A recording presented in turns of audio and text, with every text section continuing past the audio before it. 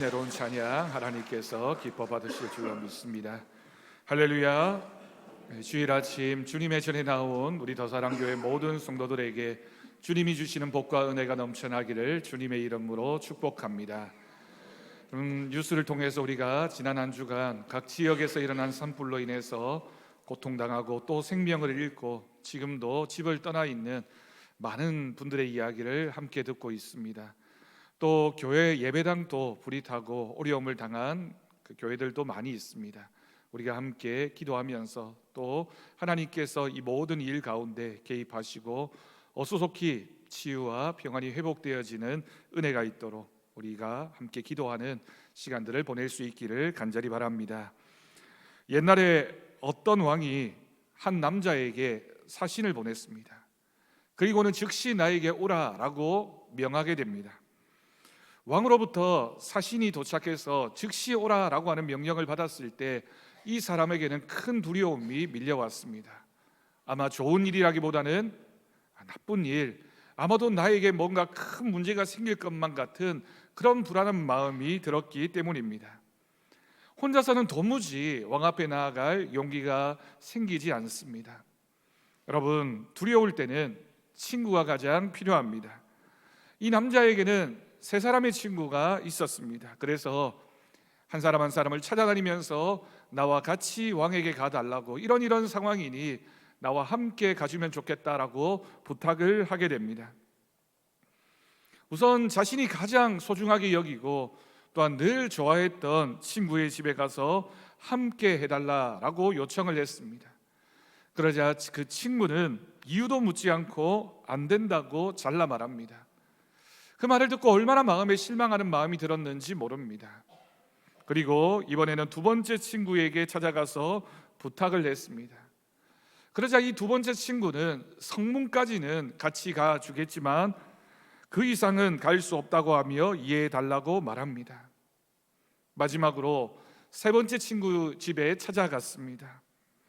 평소에 별로 기대도 하지 않았던 친구인데, 그런데 아주 기쁜 마음으로 흔쾌히 승낙을 하는 겁니다.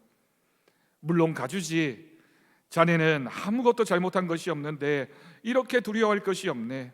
내가 함께 가서 왕에게 자네가 어떤 사람인지를 잘 말해주겠네 라고 대답을 합니다. 여러분, 어떤 친구가 진정한 친구일까요? 진정한 친구는 어려움에 처할 때 알 수 있습니다. 평상시에는 다 좋아 보이고, 아니 내가 더 좋아하는 친구라고 생각하는 사람이 있을 수 있지만 결국에는 어려움을 당해봐야 그 친구가 어떤 친구인지가 드러나게 되는 것입니다. 그런데 여러분, 이 세 친구의 이야기는 비유입니다. 여기에 이 사람을 부른 임금은 재판장이신 하나님이십니다. 재판장이신 하나님이 언젠가 우리를 부를 때가 있습니다. 그때가 우리 인생의 마지막 날이고, 그때가 되면 우리는 거절할 수 없이 왕에게 불려가게 될 것입니다. 여기에 제일 친한 첫 번째 친구는 바로 돈입니다. 이 세상을 살아가는 동안 사람들이 얼마나 돈을 사랑하는지 모릅니다. 내가 가장 사랑하지만 내 마지막 때, 종말의 때는 나에게 큰 도움이 되지 않습니다. 우리가 어릴 적 주일학교를 다닐 때 불렀던 찬양의 가사처럼 돈으로도 못 가요 하나님 나라라는 그 가사가 정말 정확한 표현입니다. 우리가 아무리 많이 가지고 있어도 결정적인 순간 하나님이 부르시는 그날에는 그 돈이 내 구원을 담보할 수가 없습니다. 그 다음 친한 친구는 누구일까요? 그 친한 친구는 가족입니다. 가족은 내가 죽었을 때 슬퍼합니다. 그리고 내 장례식을 다 책임져 줍니다. 하지만 거기까지입니다. 내 장례식에 참석할 수 있고 내 장례식을 치러줄 수는 있지만 그 다음은 함께 할 수 없다는 것이 가족이 가진 한계입니다. 마지막 장지까지는 나를 따라와 줄 수 있지만 결국에는 돌아설 수밖에 없는 것이 가족입니다. 여러분, 세 번째 친구는 누구일까요? 이 세 번째 친구가 바로 우리가 믿는 예수님입니다.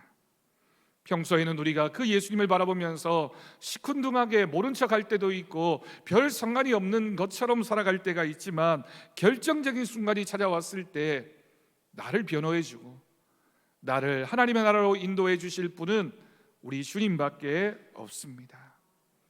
한마디로 표현해서 나를 책임져 주시는 분이 누구인가, 내 인생의 진정한 친구가 누구이냐라고 물었을 때 그분은 바로 우리가 믿는 예수님, 주님 한 분밖에 없음을 우리는 기억해야 하겠습니다. 그런데 문제는 여러분, 우리가 이 좋으신 우리의 친구 대신 우리를 책임져 주시는 주님을 몰라볼 때가 있다라고 하는 것이죠. 여러분, 오늘 본문에는 다음과 같은 말씀이 있습니다.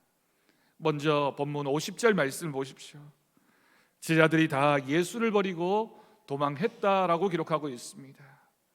12제자가 있었고 한결같이 예수님 곁에 있었던 사람들이었지만 예수님이 위기에 처하자 다 도망쳤습니다.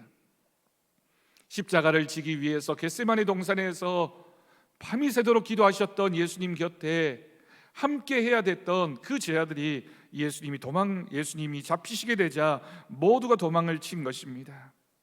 더군다나 예수님이 붙잡히게 되는 그 순간 예수님을 배신했던 그 자리에 유다가 있었고, 가룟 유다는 칼과 몽둥이를 든 사람들과 같이 와서 예수님을 붙잡으려고 합니다. 그 순간에 제자들은 다 나 몰라라 도망을 쳤습니다.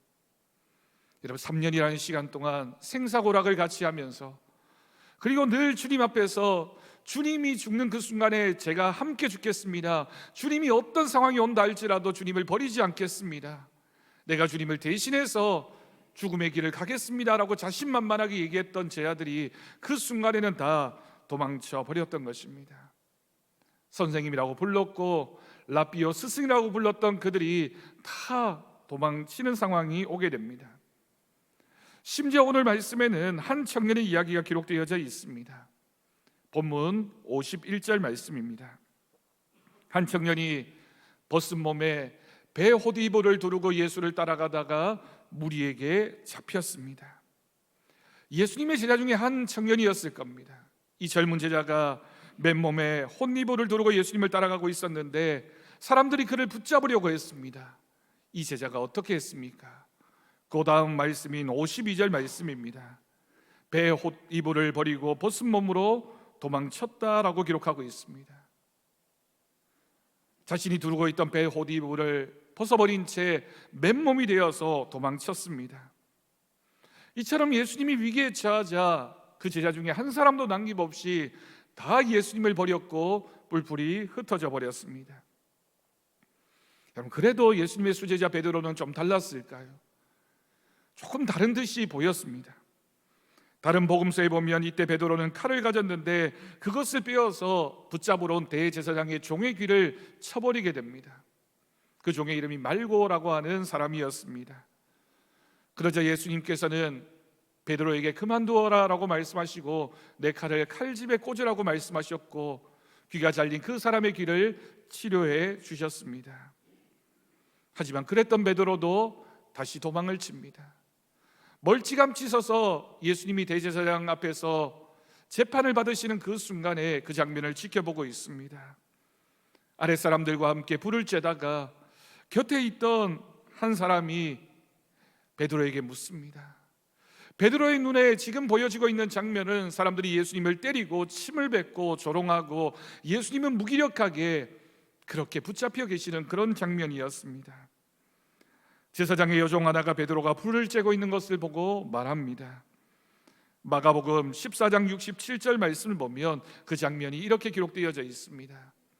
베드로가 불 쬐고 있는 것을 보고 주목하여 이르되 너도 나사렛 예수와 함께 있었도다.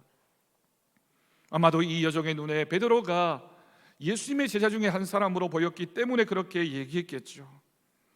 그러자 베드로가 뭐라고 대답합니까? 나는 네가 말하는 것이 무슨 말인지 알지 못하겠다 라며 도망치듯 앞들로 나갔습니다. 그러자 그 여종이 따라와서는 다시 베드로를 향해서 너도 저 붙잡혀 있는 예수님의 도당이다 라고 다시 지적합니다. 조금 후에 곁에 섰던 사람이 다시 베드로에게 너도 갈릴리 사람이 아니냐? 네가 하는 말을 들어보니 너가 갈릴리 사람이 틀림이 없다. 예수의 도당이다 라고 다시 한번 그 사람을 지목했습니다. 그러자 베드로는 저주하며 맹세합니다. 나는 이 사람을 결단코 알지 못한다. 나는 저 붙잡혀 있는 예수와 전혀 상관이 없는 사람이다 라고 말을 합니다. 그 순간에 닭이 곧 두 번째 울었습니다. 이에 베드로가 예수님이 전에 자기에게 하신 말씀이 기억납니다. 곧 닭이 울기 전에 네가 3번 나를 부인하리라 하심이 기억되어 그 일을 생각하고 울었습니다. 여러분, 그러고 보면 베드로도 예수님이 위기에 처할 때 멀찍이 따라가기는 했지만 결국은 똑같이 예수님에게서 도망쳤던 나머지 제자들과 별로 다르지 않았습니다. 10명의 제자들은 예수님이 잡히시는 그 순간에 즉시 도망쳤고, 한 제자는 예수님을 모른다고 부인하고 한 제자는 예수님을 배신하고 팔아버렸습니다. 베드로가 그 장면을 떠올릴 때마다 얼마나 부끄러웠을까요? 베드로는 이 일을 평생에 잊지 못했을 것입니다. 제자들의 모든 모습을 종합해서 오늘 말씀은 기록하기를 다 도망쳤다, 다 도망했다라고 말하고 있습니다. 그런데 여러분, 이 장면, 동일한 장면이지만 이 장면을 색다른 시각에서 살펴보기를 원합니다. 이 장면에서 예수님의 12제자들이 이렇게 뿔뿔이 흩어져 가고 있는데 예수님은 그때 그 상황을 어떻게 이해하고 받아들이셨을까요? 여러분, 예수님의 마음이 궁금해집니다. 요한복음에 보면 예수님은 자기를 잡으려고 오는 무리들에게 이렇게 물으셨습니다. 요한복음 18장 4절 말씀입니다. 예수께서 그 당할 일을 다 아시고 나와 이르시되 너희가 누구를 찾느냐? 자신을 붙잡으러 온 그 무리들 곁에 서서 예수님은 그들에게 너희가 누구를 잡으려고 왔느냐라고 물으셨습니다. 이렇게 물으신 데는 이유가 있습니다. 그들이 나사렛 예수라고 말하자 예수님이 이렇게 말씀하셨습니다. 요한복음 18장 8절 말씀입니다. 예수께서 대답하시되 너희에게 내가 크니라 하였으니 나를 찾거든 이 사람들이 가는 것은 용납하라. 예수님의 이 말씀이 무슨 뜻입니까? 내가 바로 너희들이 잡으러 온 그 예수니 나는 잡아가고 저 제자들은 그냥 내버려 두라라고 예수님이 말씀하십니다. 나를 붙잡아도 이 제자들은 붙잡지 말라는 것입니다. 제자들은 예수님을 배신하고 뿔뿔이 도망치고 있는 그 순간에 예수님의 마음은 어떠하셨습니까? 그 제자들을 책망하고 원망하고 그 제자들을 비난하고 있는 것이 아니라 제자들에 대한 사랑과 그들의 안전에 대한 염려와 또한 제자들을 책임지고자 하시는 예수님의 마음으로 가득하였음을 알 수 있습니다. 그리고 이어지는 요한복음 18장 9절 말씀을 봅니다. 이 모든 일은 전에 예수님께서 하신 말씀을 응하게 하려 함이었다라고 기록합니다. 이 모든 되어지는 일들이 예수님은 하나님의 뜻을 이루기 위함이었다, 내가 전에 너희에게 말했던 그 말이 이루어진 것이다라고 확인해 주셨습니다. 여러분, 이 장면, 큰 위기 앞에서 예수님을 버리고 도망치고 있는 제자들의 모습과 더불어서 그 순간에도 제자들을 염려하고 제자들을 위해서 그들의 안전을 책임져 주시고자 하는 예수님의 마음이 극명하게 대비되어지고 있는 장면입니다. 여러분, 그렇다면 여기서 제자들의 문제는 무엇이었을까요? 제자들이 3년이나 예수님을 따라다니고 그들이 예수님의 제자였는데 왜 제자들은 이 순간 예수님을 버리고 도망쳤을까요? 예수님의 마음을 이해하지 못해서이지 않았을까요? 예수님에 대한 이해가 부족했기 때문이 아닐까요? 예수님에 대한 깊은 이해나 공감이 없기 때문에 도망할 수밖에 없었던 것입니다.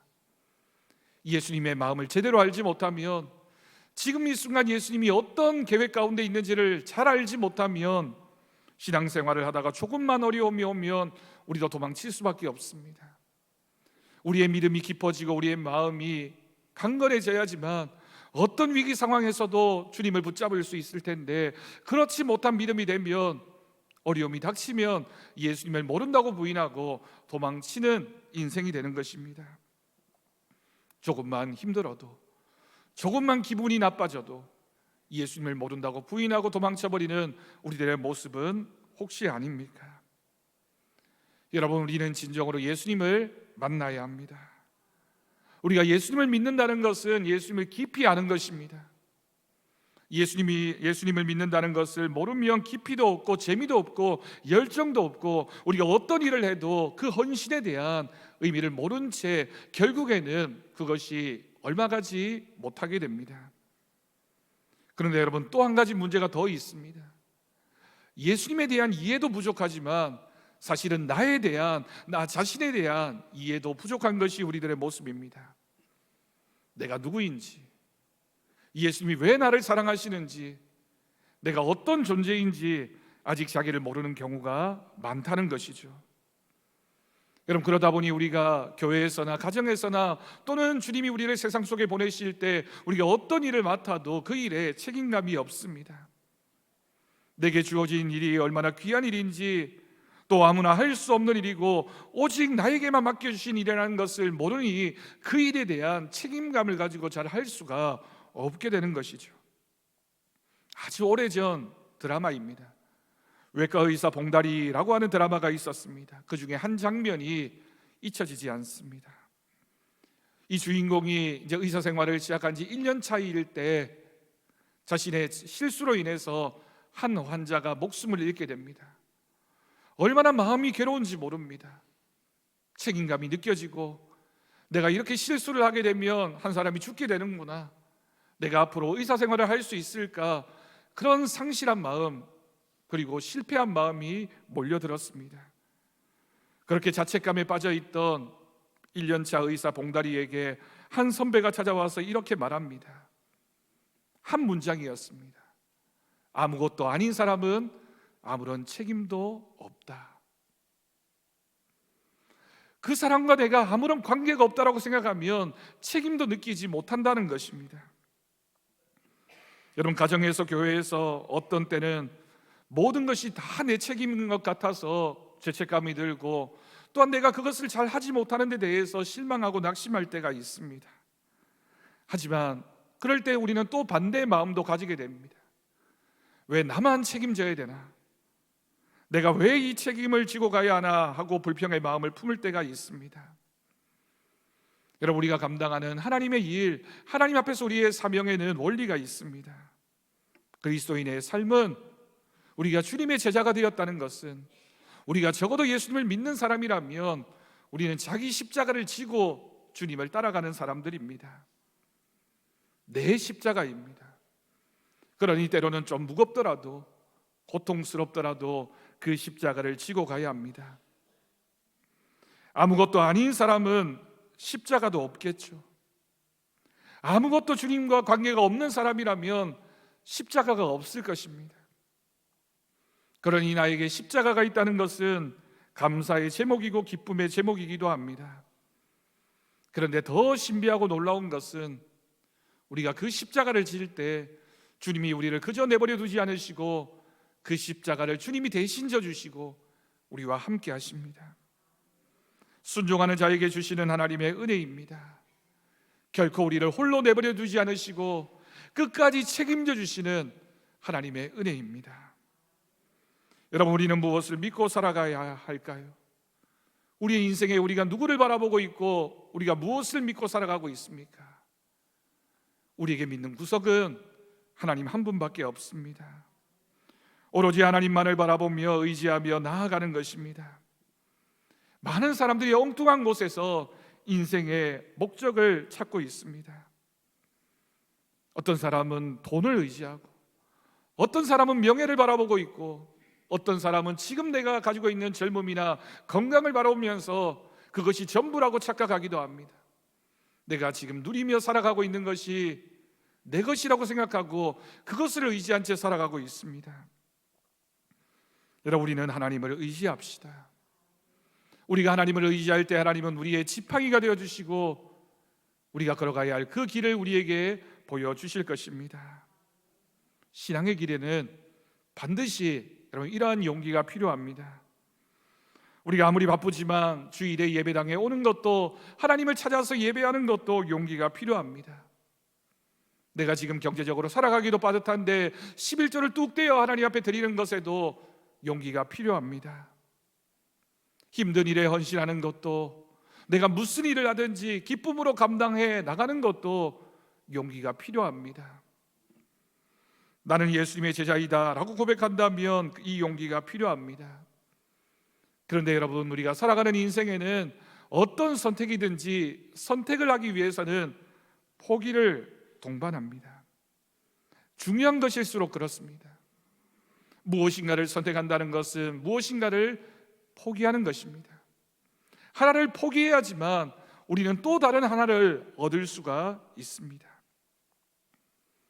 우리가 어떻게 모든 것을 다 누리며 살아갈 수 있겠습니까? 자신에게 기회가 왔을 때 새로운 기회는 낯설고 불편하지만, 여러분, 그것이 우리의 인생에 정말 귀한 보물이라고 생각한다면 그것을 붙잡아야 하지 않을까요? 예수님도 비유를 통해서 말씀해 주셨습니다. 너희가 귀한 보물을 발견하고 나면 네가 가진 것 다 소유를 팔아서 그 귀한 보물을 사지 않겠느냐. 그런 포기가 있어야지만 귀한 것을 가질 수 있다라고 하는 뜻입니다.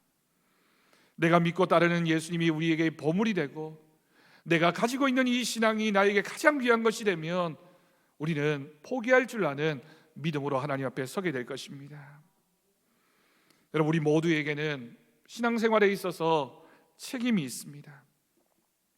조금 전에 그 드라마의 대사에서처럼 아무것도 아닌 사람은 사명도 책임도 없겠지만, 내가 아무것도 아닌 존재가 아니라 예수를 믿는 사람이 되고 하나님의 사랑을 아는 사람이 되고 우리가 주님의 제자가 되고 나면 우리에게 주어지는 책임이 있습니다. 예수님의 제자들이 결정적일 때 모두 다 도망을 쳤습니다. 오늘 말씀 3절에 다 도망쳤다, 심지어 이렇게 도망쳤다, 모두가 예수님을 부인했다라고 얘기하고 있지만, 이후에 그들이 예수님을 만나고 부활하신 예수님을 만나고 성령 감동을 받은 후에는 자신의 생명을 아까워하지 않고 주님을 위해 드리는 주님의 진정한 제자들이 될 수 있었습니다. 여러분, 이것이 바로 하나님을 아는 사람, 믿음이 무엇인지를 아는 사람이 가지는 삶의 모습이며, 우리 안에도 그와 같은 믿음이 생겨나고 나면 우리도 주님을 위해서 그와 같은 믿음의 길을 걸어갈 수 있을 것입니다. 며칠 전 어느 목사님의 글을 읽었습니다. 이 목사님이 오래전 있었던 일입니다. 신방을 하기로 했습니다. 신방을 하게 되면 그때는 각각 각 가정마다 목사님이 오신다라고 생각을 하고 점심 식사를 준비하게 됩니다. 신방을 받으실 권사님 중에 한 분이 사택으로 사모님께 전화를 했습니다. 목사님, 무슨 반찬 좋아하시냐고, 어떤 음식 좋아하시느냐라고 전화가 왔습니다. 사모님은 권사님에게 목사님이 좋아하는 음식을 가르쳐 드리지 않았습니다. 혹시라도 한마디 하고 나면 평생 신방 때마다 그 음식을 목사님이 먹어야 되기 때문입니다. 권사님이 그저 나름대로 열심히 준비해서 신방 오시는 목사님께 점심상을 차려주었습니다. 그런데 목사님이 그 많은 반찬들 가운데 유독 한 음식에 자꾸만 젓가락질을 했습니다. 자연히 많이 먹게 되었죠. 그런데 그 후로 신방을 갈 때마다 그 음식이 밥상 위에 올라오는 겁니다. 목사님이 그 점심을 준비하신 권사님에게 물었습니다. 권사님, 참 이상합니다. 이 음식이 나를 따라다니는 것 같습니다. 권사님이 웃으면서 이 목사님에게 대답을 해 주었습니다. 제가 어떤 메뉴를 준비할까 고민을 하다가 사모님에게 전화를 하니 사모님이 가르쳐 주지 않는 겁니다.